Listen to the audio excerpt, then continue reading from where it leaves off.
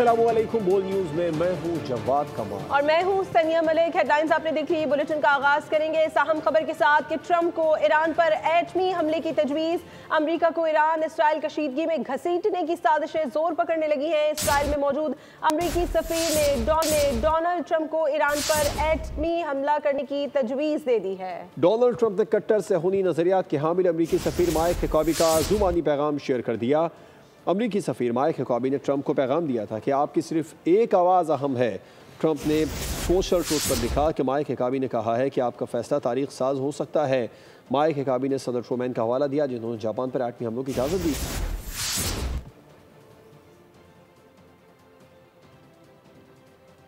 और ईरान के साथ मुज़ाकरात का फिलहाल इरादा नहीं है। अमेरिकी सदर डोनाल्ड ट्रंप ने वाज़ेह कर दिया। G7 इजलास में शिरकत के बाद अमेरिका रवानगी से कबल गुफ्तगू में बोले ईरान इसराइल तनाज़े के हकीकी खात्मे की तलाश में है।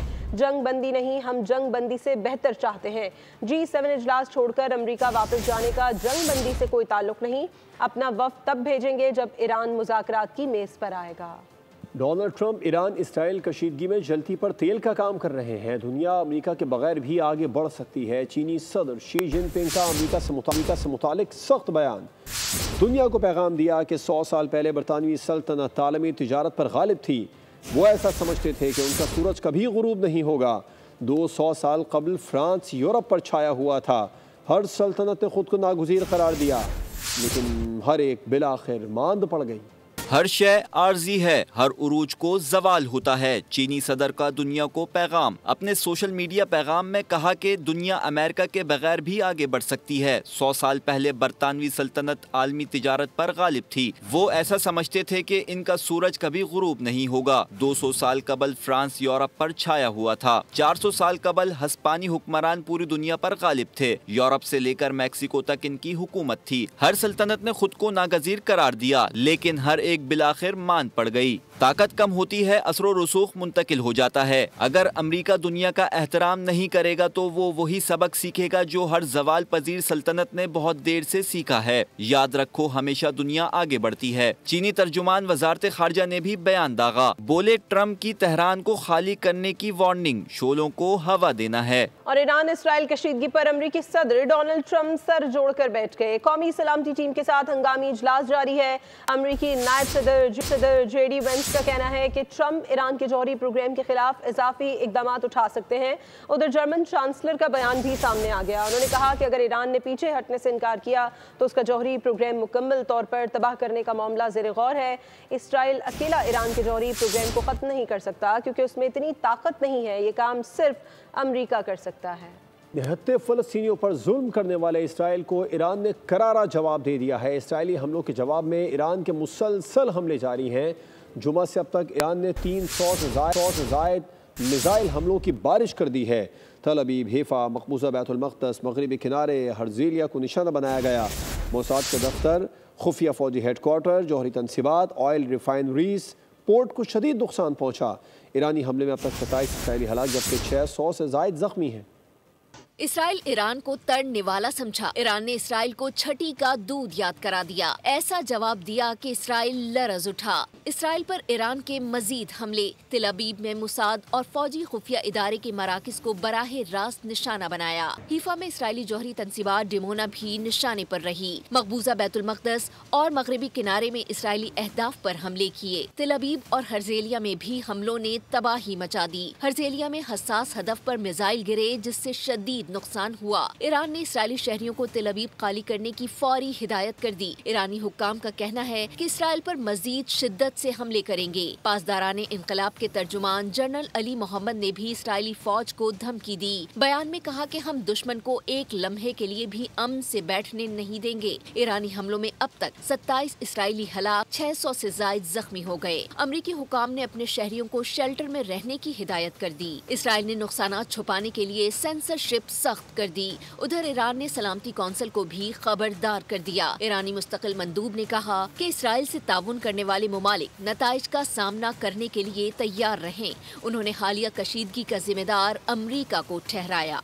इसराइल की जानिब से ईरान पर बर्बरियत का सिलसिला जारी है। ताज़ा हमलों में ईरानी कमांडर अली शादमानी को शहीद करने का दावा। जनरल अली शादमानी को जनरल गुलाम अली की शहादत पर ख़त्मुल अंबिया हेडक्वार्टर्स का कमांडर मुकर्रर किया गया था। इसराइल का तेहरान समेत कई शहरों में फौजी और जौहरी तंसीबात को निशाना बनाने का भी दावा। शुमाल मशरिकी तेहरान में 3 मकामात पर हमले किए गए। तबरेज़ में 2 बड़े धमाके सुने गए।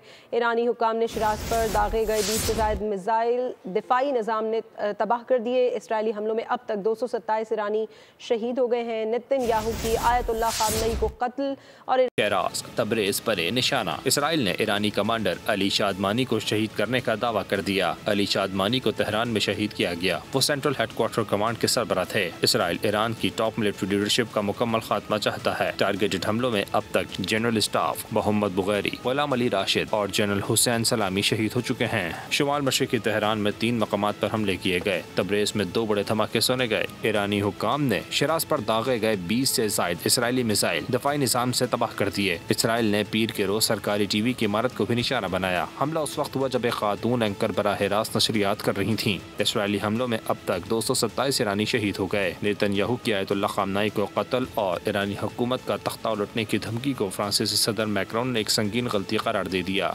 ईरान के मिसाइल ज़खायर तबाह नहीं हुए हैं। ईरानी वज़ीर दाखिला ने सेहूनी हुकूमत के दावे को बेबुनियाद करार दे दिया है। वाहिदी ने अपने बयान में कहा है कि अभी हमने अपने जदीद मिसाइल इस्तेमाल ही नहीं किए और हम तवील जंग के लिए पूरी तरह तैयार हैं। पाकिस्तान का नफरत अंगेज़ बयानिए के खिलाफ अक़वाम मुत्तहिदा से अमली इक़दाम का मुतालबा। यूएन इजलास से खिताब में पाकिस्तानी मंदूब आसिम इफ्तिखार ने कहा है कि नफरत अंगेज़ बयानिए आलमी अमन के लिए ख़तरा हैं। इस्लामोफोबिया में इजाफा इंतहाई तशवीशनाक है। नफरत मजहबी हो या नस्ली, सिनफी हो या कौमी, रोकना लाजमी है। डिजिटल प्लेटफॉर्म्स नफरत फैलाने का जरिया बन चुके हैं। G7 मुमालिक ने इसराइल की हिमायत कर दी है। ईरान को मशरिक़ वस्ता में अदम इस्तेहकाम का जरिया करार दे दिया। एलामिया में कहा है कि हम इस बात की तौसीक करते हैं कि इसराइल को अपने दिफा का हक हासिल है। हम इसराइल की सलामती के लिए अपनी हिमायत का इरादा करते हैं। ईरान को कभी भी एटमी हथियार हासिल करने की इजाज़त नहीं दी जा सकती। इसराइल की जानिब से सालिसी की तलाश की कोई ख्वाहिश नहीं देख रहे। इसराइल ईरान तनाज़े की सूरत हाल इंतहाई गैर यकीनी है। रूस ने बड़ा बयान दे दिया है। कहा कि इसराइल ईरान तनाज़े की सूरत हाल तेज़ी से बिगड़ रही है। G7 फोरम बेकार हो चुका है। G7 ने रूस के लिए अमली अहमियत खो दी है। क्रेमलिन ने कहा कि ईरान और इसराइल से तहम्मुल से काम लेने की अपील करते हैं। उधर ईरान इसराइल कशीदगी कम करने के लिए कतर सरगर्म अमल हो गया। तर्जुमान वजारत ख़ारजा के मुताबिक अमरीका के साथ मिलकर ईरान इसराइल जंग बंदी के लिए काम कर रहे हैं। इसराइल के ईरानी एटमी मराकज़ पर हमले गैर जिम्मेदाराना और अफसोसनाक हैं। इसराइल ने ईरान पर उस वक्त हमला किया जब वो जौहरी मुज़ाकरात में पेशरफ्त कर रहा था। ईरान कभी एटमी हथियार नहीं बनाना चाहता था। खुद अमरीकी एजेंसियों ने भी 2 बार इस बात की तस्दीक की है। पाकिस्तान में ईरान के सफ़ीर रज़ा अमीर मुक़द्दम की प्रोग्राम पॉलिसी पॉइंट विद अब्सा कोमल में खुसूसी गुफ्तगू। कहा ईरानी सुप्रीम लीडर ने कहा है कि एटमी हथियारों का इस्तेमाल ममनू है। एटमी हथियार हमारी दिफाई स्ट्रेटजी का हिस्सा नहीं। सेहूनी हुकूमत हमारे मिसाइलों की जद में है और उनके अवाम इस वक्त अंडरग्राउंड बंकर्स में ज़िंदगी गुजारने पर मजबूर हैं। प्रोग्राम नाज़रीन रात 10:03 पर देख सकेंगे। खबरें और भी हैं आप तक पहुँचाएंगे ब्रेक के बाद। देखते रहिए बोल।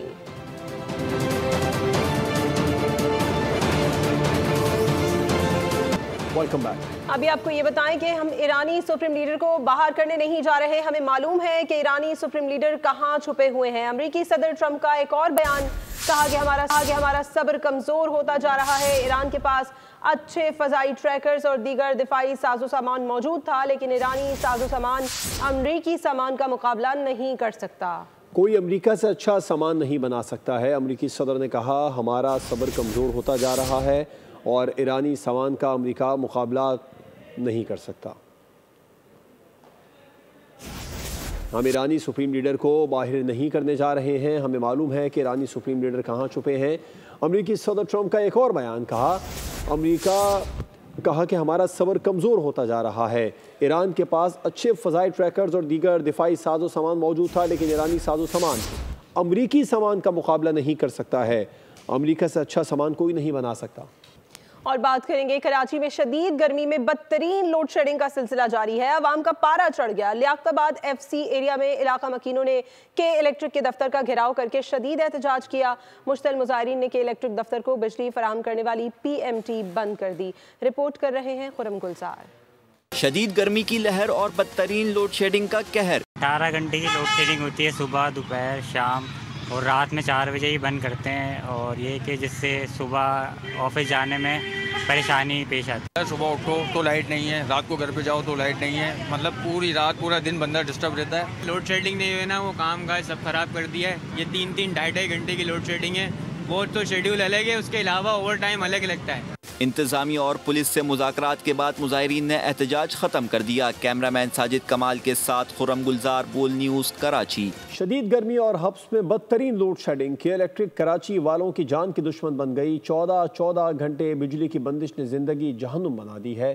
शहरी चीख उठे कि इलेक्ट्रिक के अजाब से निजात दिलाने का मुतालिबा कर दिया। मौसम की सितम, उस पर के इलेक्ट्रिक के जुल्म, कराची वाले दोहरी अजियत का शिकार। कयामत खेज गर्मी में बदतरीन लोड शेडिंग का सिलसिला जारी। शहर के मुख्तलिफ इलाकों में 14 घंटे बिजली की बंदिश मामूल बन गई। पानी की भी किल्लत पैदा हो गई। आवाम का जीना मुहाल, मरीज, बच्चे, बुजुर्ग सब बेहाल। बिजली की तवील बंदिश से मुल्क के माशी हब में कारोबारी सरगर्मियाँ भी शदीद मुतासिर। ताजिर परेशान। भारी भरकम बिलों की अदायगी के बावजूद बिजली दस्तयाब नहीं। दिन का चैन, रात का सुकून छीन लिया। के इलेक्ट्रिक ने जिंदगी अजीरन बना दी। शहरियों की दुहाइयां, के इलेक्ट्रिक का लाइसेंस मुअत्तल करने का मुतालबा कर दिया। बात करेंगे सूबे बलूचिस्तान का। 1028 अरब रुपए का रिकॉर्ड बजट पेश कर दिया गया है। तालीम के लिए 28, मवासलात के लिए 55 अरब, ज़राअत के लिए 10 अरब रुपए मुख्तस कर दिए गए हैं। आइंदा बजट में कोई नई गाड़ी नहीं खरीदी जाएगी। वज़ीर ख़जाना बलूचिस्तान मीर शुएब नौशरवानी का कहना था कि PSDP पर 249 अरब मुख्तस किए गए हैं। बजट में 42 अरब रुपए सरप्लस हैं। बलूचिस्तान का रिकॉर्ड मालियत का बजट पेश कर दिया गया। बजट का कुल हजम 1028 अरब रुपए है। वज़ीर ख़ज़ाना बलूचिस्तान मीर शुएब नौशेरवानी का कहना था गैर तरक्याती बजट का हजम 642 अरब रुपए रखा गया है। तालीम के लिए 28 और मवासलात के लिए 55 अरब रुपए रखे गए हैं। आइंदा माली साल 2025-26 का कुल बजट का तखमीना 1028 अरब रुपए है, जिसमें गैर तरक्याती बजट का हजम 642 अरब रुपए हैं। आइंदा माली साल हमारी हुकूमत ने ECE और प्राइमरी स्कूल की बेहतरी के लिए 28 अरब रुपए की खतीर रकम मुख्तस की है। वज़ीर ख़ज़ाना बलूचिस्तान का कहना था सूबा में गैर ज़रूरी 6000 असामियाँ ख़त्म की गई हैं। आइंदा बजट में कोई नई गाड़ी नहीं खरीदी जाएगी। तहम ज़रूरत के तहत कानून नाफिज करने वाले इदारों के लिए गाड़ियाँ खरीदी जा सकेंगी। नौजवानों को बिला सूद कर्ज के लिए 16 अरब रुपए मुख्तस किए गए हैं। हमारी सूबाई हुकूमत ने IMF की हिदायत की रोशनी में ऐसन तरीके से तकरीबन गैर ज़रूरी खाली 6000 आसामियाँ ख़त्म की। बचत स्कीम के तहत मौजूदा सूबाई हुकूमत कोई नई गाड़ी नहीं खरीदेगी, सिर्फ कानून नाफिज करने वाले इदारों के लिए जहां उनकी जरूरत पड़ी खरीदी जाएगी। नौजवानों को हुनर सिखाने और बिला सूद कर्जों का प्रोग्राम जिसकी लागत 16 अरब रुपए है। महकमा सेहत के तरक्याती अमूर पर 6.4 अरब खर्च करने का तखमीना है। पाकिस्तान और आज़रबाईजान के दरमियान दिफाई तिजारती मुआहदों से मुतालिक JF-17 थंडर की डील हो गई है। आज़रबाईजान एयरफोर्स में JF-17 थंडर ब्लॉक 3 तैयारों की शमूलियत होगी। ज़राए का कहना है कि JF-17 थंडर की शमूलियत की तकरीब बाकू में मुनक़िद होगी। मुआहदे के बाद आज़री फ़ज़ाइया में 4.5 जनरेशन JF-17 थंडर की शमूलियत का मरहला आ गया। आज़रबाईजान पाकिस्तान से 4.6 अरब डॉलर के तैयारे 40 खरीद रहा है और तरबियत मुकम्मल होने के बाद आज़री पायलट्स पाकिस्तान से JF-17 थंडर खुद उड़ा कर ले जाएंगे। वफाकी वज़ीर सेहत मुस्तफ़ा कमाल ने कहा है कि गिलगित बल्तिस्तान बहुत जल्द पोलियो फ्री होगा। वालिदैन बच्चों को पोलियो से बचाव के खतरे ज़रूर पिलवाएं। प्रेस कॉन्फ्रेंस में उनका कहना था कि दुनिया में 2 ममालिक पोलियो वायरस मौजूद है जो पाकिस्तान और अफगानिस्तान है। मुल्क को पोलियो फ्री बनाने के लिए इक़दाम कर रहे हैं। आने वाले दिनों में हम देखेंगे कि गिलगित बल्तिस्तान दोबारा से बहुत जल्दी पोलियो फ्री होगा इंशाअल्लाह ताला। दुनिया में 2 ममालिक रह गए, पाकिस्तान उसमें एक जहाँ पर पोलियो का वायरस मर्ज मौजूद है, अफगानिस्तान और पाकिस्तान। और मुझे बहुत उम्मीद है कि गिलगित बल्तिस्तान दोबारा इंशाअल्लाह से पोलियो फ्री होगा।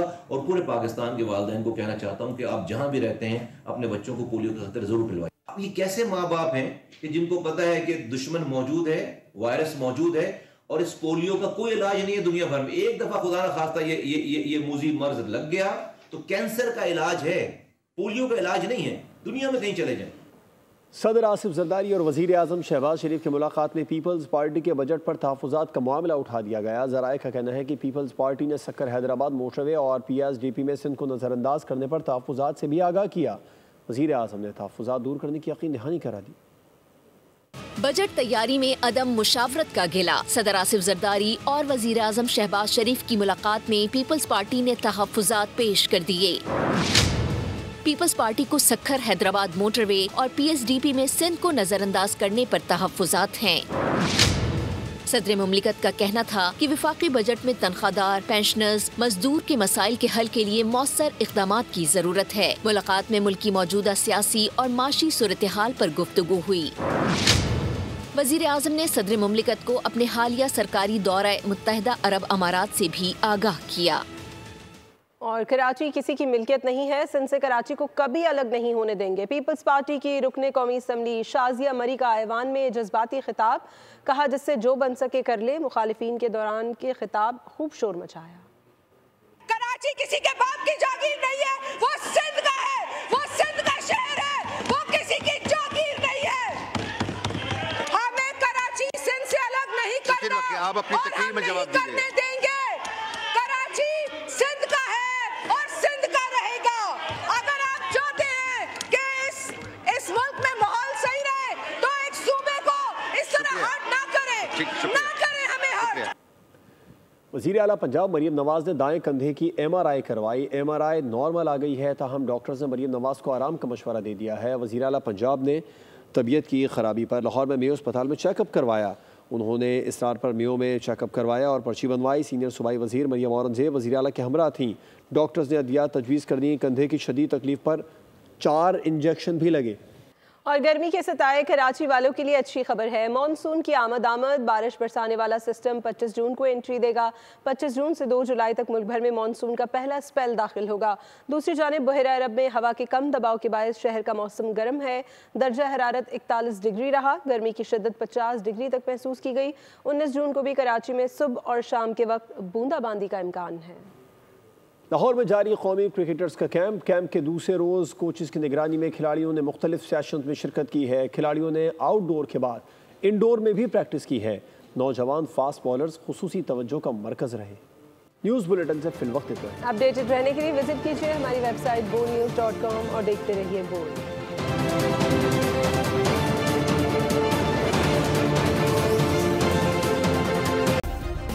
सब्सक्राइब करें और बेल दबाएं ताकि कोई खबर रह न जाए।